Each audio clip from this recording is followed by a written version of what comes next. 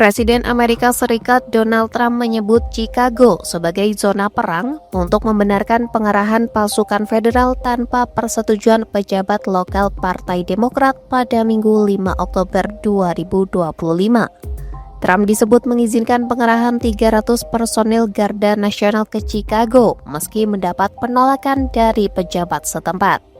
Trump berdalih pengiriman pasukan cadangan militer itu dilakukan untuk menekan angka kejahatan dan mengendalikan imigrasi. Sebelumnya, Trump sempat mengatakan perlunya melakukan perang dari dalam negeri untuk menegakkan keamanan di kota-kota yang dikuasai Partai Demokrat.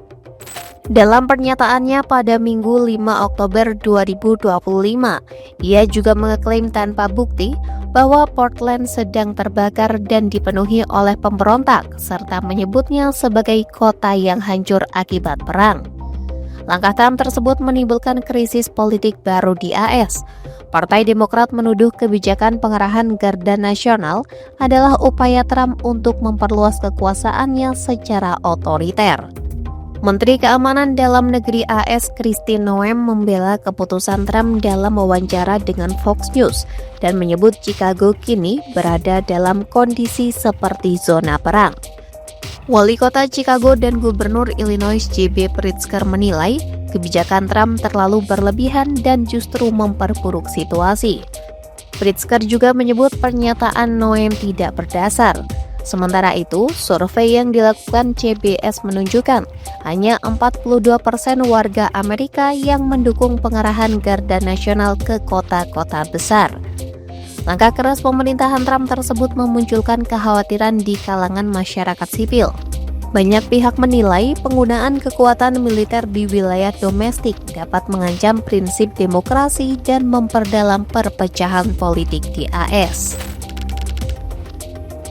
Upaya Trump menggunakan militer di dalam negeri mendapat hambatan hukum. Hakim Distrik AS Karim Imergut di Portland, Oregon mengeluarkan putusan bahwa pengerahan pasukan federal tidak sah pada Sabtu 4 Oktober 2025. Dalam putusannya, Imergut menegaskan pernyataan-pernyataan Presiden Donald Trump tidak memiliki dasar fakta dan kekerasan yang terjadi di Portland tidak cukup untuk menjadi alasan penggunaan kekuatan militer. Menurut Hakim, pemerintah gagal membuktikan serangan terhadap petugas federal dan kerusakan properti di kota itu merupakan bagian dari upaya terorganisir untuk menggulingkan pemerintahan.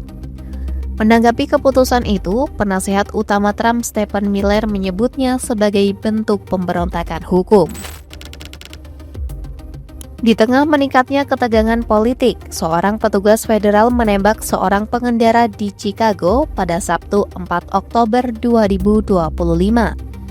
Kementerian Keamanan Dalam Negeri AS menyebut pengemudi itu bersenjata dan mencoba menabrak kendaraan patroli.